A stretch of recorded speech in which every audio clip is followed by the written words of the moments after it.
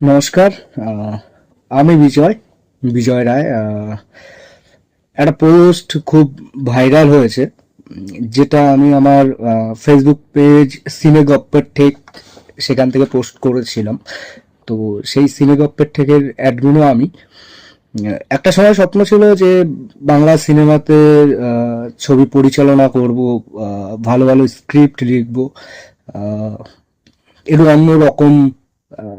মানে বহু ডিরেক্টর বহু রাইটার তো আছে, তো তারা যেরকম কাজ করছে, তো তাদের থেকে একটু অন্য রকম টাইপের কাজ আমি করব। তো সেই ঝুলি নিয়েই বেরিয়েছিলাম টলিউড ইন্ডাস্ট্রির উদ্দেশ্যে। কিন্তু হয়তো ভগবান চায়নি, তো সেই কারণে আমাকে বাধ্য হয়ে ফিরতে হয়েছে অন্যদিকে। আমি বর্তমানে একজন পেশায় চাওয়ালা। মানে আমার বাড়ির কাছে একটা ছোট্ট আমার চায়ের দোকান আছে, তো সেটা চালিয়েই সংসার চলছে। আর মায়ের দেখভাল সবকিছু আমাকে সেই চায়ের দোকান থেকেই করতে হয়। তো ভূতনাথ নিয়ে দেখলাম অনেক মানুষের অনেক রকম প্রতিক্রিয়া। আমার পোস্টটা প্রায় 1.2K মানুষ লাইক করেছে, 127টা কমেন্ট প্লাস দেখলাম 76 জন মানুষ শেয়ার করেছে, 165K ভিউজ হয়েছে পোস্টটাতে। তার মানে যেটা বুঝতে পারলাম সেটা হলো মানুষ অন্য রকমের ছবি চায়। সেই বাঁধা ধরা একই ধরনের ছবি মানুষ চায় না, একটু অন্যরকম ছবি চায়। তো সেখান থেকে দেখলাম প্রচুর মানুষ দেবদাকে এবং দেবদার যে প্রোডাকশন হাউস আছে সেটা মেনশন করে কমেন্ট করেছে। তো খুব ভালো লাগলো যে মানুষ এই ধরনের ছবিগুলো চায়। তো আমার একটা কথাই বলার যে আমার পোস্টটা থেকে পোস্ট নিয়ে দেখলাম বিভিন্ন মিডিয়া হাউস, বিভিন্ন ইউটিউবার অনেক রকম পোস্ট করেছে, ভিডিও বানিয়েছে। তা সবাইকে অনেক ধন্যবাদ, অনেক ভালোবাসা। আমার মনে হয় দেবদার হাউসও হয়তো এতক্ষণে জেনে গেছে, বাট হয়তো তারা কোনো কারণে ব্যস্ত হয়ে পড়ায় আমার সাথে হয়তো যোগাযোগ করতে পারেনি।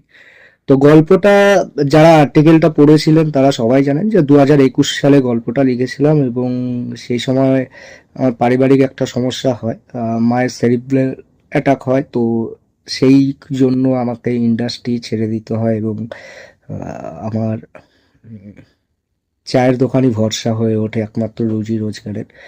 তো সেখানে দাঁড়িয়ে আজও যে স্বপ্ন দেখি বা আহ, এই যে সিনেমার যে পাগলামো সেটা এখনো মনের মধ্যে রয়ে গেছে। তো সেই কারণেই সিনেগপ্পের ঠেক পেজটা খোলা আমার, এবং সেখানে বিভিন্ন সিনেমার রিভিউ টিভিউ লিখি। তো যাই হোক, যেটা আসল কথা, তো যারা এই পোস্টটা শেয়ার করেছিলেন তাদের সবাইকে, যারা কমেন্ট করেছো তাদের সবাইকে আমার অনেক অনেক ধন্যবাদ বলবো না, অনেক ভালোবাসা। কারণ তোমরা দেখিয়েছো যে সোশ্যাল মিডিয়ার পাওয়ার, বা সোশ্যাল মিডিয়ায় যে এরকম অনেক কিছু, অনেক ক্ষেত্রে আমরা দেখেছি সোশ্যাল মিডিয়ার অনেক পাওয়ার আছে। তো সেখান থেকে এই যে আমাকে আবার ছবি ভূতনাথ নিয়ে এই যে এত উন্মাদনা আপনাদের সবার মধ্যে, তো সেটা আমার খুব ভালো লাগলো। আহ যদি কখনো দেবদা রাজি হয়, বা যদি দেবদার প্রোডাকশন হাউস রাজি হয়, তাহলে হয়তো ছবিটা বানাবো একদিন। আর আমি জানি আমার এখনো চোখের সামনে ভাসছে গল্পটা, কিভাবে কি যদি আহ, আমার মনে হয় ছবিটা বানানোর পর যদি সেন্সর বোর্ড যদি কোনো কাটাছেঁড়া না করে, যদি ছবিটাকে যেভাবে বানানো হয়েছে সেভাবে যদি চালাতে দেয়, আই থিঙ্ক হয়তো 90% মানুষ ছবিটা সিনেমা হলে বসে দেখতে পারবে না, বা হয়তো সিনেমা হল থেকে বেরিয়ে বাড়ি গিয়ে যখন খাবার খাবে তখন সেই দৃশ্যগুলো মনে পড়লে আর খেতে পারবে না। আমি এইটুকু চ্যালেঞ্জ করতে পারি যে ছবিটা যদি কেউ কোনো ছবির সাথে, বাংলা, হিন্দি, হলিউড বা আদার্স, মানে সারা বিশ্বে যত সিনেমা হয়, কোনো ছবির সাথে যদি একটা লাইনেরও যদি কেউ মিল দেখাতে পারে, উম, আমি আমার তরফ থেকে তাকে 5,000 টাকা আমি পুরস্কার করব। এটা আমার চ্যালেঞ্জ। আহ তো তোমরা যেভাবে শেয়ার করছো, আমি চাই আমার এই ভিডিওটাও তোমরা শেয়ার করো, এবং শেয়ার করে দেবদা পর্যন্ত পৌঁছে দাও। আমাকে অনেকে কমেন্ট করে বলেছিল যে আহ, এই ছবিটা বা এই স্ক্রিপ্টটা নিয়ে জিদ্দা হাউসে যাওয়ার জন্য। তা দেখুন, আমি তো প্রথমে লিখি, তারপরে আমি ক্যারেক্টার চুজ করি। লেখার পর আমার যদি মনে হতো যে হ্যাঁ ছবিটার জন্য জিদ্দা বা বুম্বাদা বা আরো যারা অ্যাক্টর রয়েছে তারা পারফেক্ট, তাহলে আমি তাদেরকে নিয়েই পোস্ট করতাম। কিন্তু আজকাল দেবদা অন্যরকম ছবি করছে বলেই যে আমাকে এই ছবিটা দেবদাকে নিয়েই করতে হবে এরকম কোনো মানে নেই। আমি যখন ছবিটার প্রথমে গল্পটা লিখেছিলাম, 10-12 লাইনের গল্প, তারপর যখন সেটাকে বড় আকার দিই এবং তারপর সেখান থেকে আস্তে আস্তে করে যখন স্ক্রিপ্ট করি, করার পর আমি যখন টোটালটা যখন আমার কমপ্লিট হওয়ার পর আমি দেখলাম যে আমি গল্পটা 10-15 বার পড়ি। পড়ার পর আমার মনে হয়েছে যে এই ক্যারেক্টারগুলো এর সাথে একদম পুরো মানানসই। তো তারপর আমি চিন্তা ভাবনা করলাম যে হ্যাঁ এই ক্যারেক্টারগুলো এই ছবিটার সাথে যায়, বাট এর বাইরে কোনো ক্যারেক্টার এর সাথে আর ম্যাচ খায় না। তো সেখানে দাঁড়িয়ে আমি ওই অন্য কাউকে নিতে পারবো না। যদি ছবিটা কখনো হয় আমি দেবদার সাথেই ছবিটা করব। আর যদি কখনো ছবিটা না হয় বা যদি দেবদা রাজি না হয়, আমি এই ছবিটা যে অন্য কোনো প্রডিউসার বা অন্য কোনো অ্যাক্টরকে দিয়ে করব না।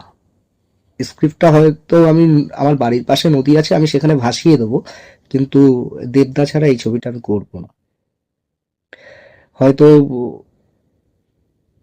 একদিন হয়তো আমার মৃত্যু হবে, বাট এই ছবিটার মৃত্যু হোক অন্য কারোর সাথে সেটা আমি চাই না।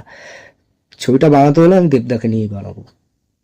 তো এটাই বলার ছিল। আর এই যে পোস্টটা আপনারা শেয়ার করেছেন তার জন্য আপনাদেরকে অনেক ভালোবাসা, এবং আমি চাই যে আপনারা আমার এই ভিডিওটাও শেয়ার করুন, শেয়ার করে দেবদা পর্যন্ত পৌঁছে দিন। সবাইকে আমার অনেক ভালোবাসা। আর যদি ছবিটা বানাতে পারি তাহলে ছবিটা দেখবেন আপনারা। আর আমার মনে হয় এই ছবিটা দেখার পর বলিউড বা সাউথের যে হরর যে সিনেমাগুলো, ওই কমেডি না, মানে সিরিয়াস জোনের হরর অনেক সিনেমা আছে, তো সেই ছবিগুলোর সাথে এই ছবিটা একটু মিলিয়ে দেখবেন। আর এই ছবিটা যদি প্যান ইন্ডিয়া বানানো যায় বা প্যান ইন্ডিয়া যদি রিলিজ করা যায়, তাহলে আমি এইটুকু গ্যারান্টি দিতে পারি ছবিটা মিনিমাম আমাদের হাইয়েস্ট আছে এখন টলিউডে আমাজন অভিযান 50 করোড়, 48 করোড়, 50 করোড়। তো আমি এইটুকু বলতে পারি যে 100 করোড় ক্রস করবে ছবিটা। এটা আমার জাস্ট মুখের কথা না, ছবিটা যদি প্যান ইন্ডিয়া বানানো যায়, এই ছবিটা নিয়ে আমার অনেক স্বপ্ন আছে। এই ছবিটা আমি যদি বলিউডে ছবিটা বানাতাম তাহলে আমি এই দেবদার জায়গায় আমি বলিউডে রাজকুমার রাওকে নিয়ে ছবিটা বানাতাম, বা আমি যদি তামিল ইন্ডাস্ট্রিতে সাউথে যদি সিনেমাটা বানাতাম আমি বিজয় সেতুপতিকে নিয়ে সিনেমাটা বানাতাম। কারণ ভাই আমার গল্প পড়ার পর আমার মনে হচ্ছে এই ক্যারেক্টার গুলো যাবে বাংলাতে, দেবদা ছাড়া এই ছবিটা কেউ পারবে না। এটা আমার মানে মনের কথা না, ছবিটা হলে আপনারা নিশ্চয়ই সিনেমা হলে দেখতে পাবে। এবং আমার মনে হয় যে হয়তো এমনও কিছু মানুষ থাকবে যারা 2-3 বার করে ওই সিনেমাটা দেখার জন্য হলে যাবে। এইটা আমার গ্যারান্টি। তো সবাই ভালো থাকবেন, এইটুকুই বলার ছিল। ভিডিওটা হয়তো অনেক বড় হয়ে গেছে, তো সবাই ভিডিওটা শেয়ার করে দেবেন। পোস্টটা যেভাবে শেয়ার করছেন আমি সত্যি আপনাদের কাছে মানে খুবই আশাবাদী, এবং আপনারাও আমার কাছে খুব আশাবাদী যে ছবিটা হোক। তো তার জন্য আপনাদেরকে অনেক ভালোবাসা, আমাকে এতটা সাপোর্ট করার জন্য। সত্যি আমি আপনাদের কাছে কৃতজ্ঞ। এবং আপনারা আপনারা সবাই ভালো থাকুন, সুস্থ থাকুন, এবং আমার পাশে যেভাবে রয়েছেন, আর ছবিটা হলে ছবিটার পাশেও থাকবেন। সবাইকে অনেক ধন্যবাদ, ভালোবাসা। সবাই ভালো থাকবেন।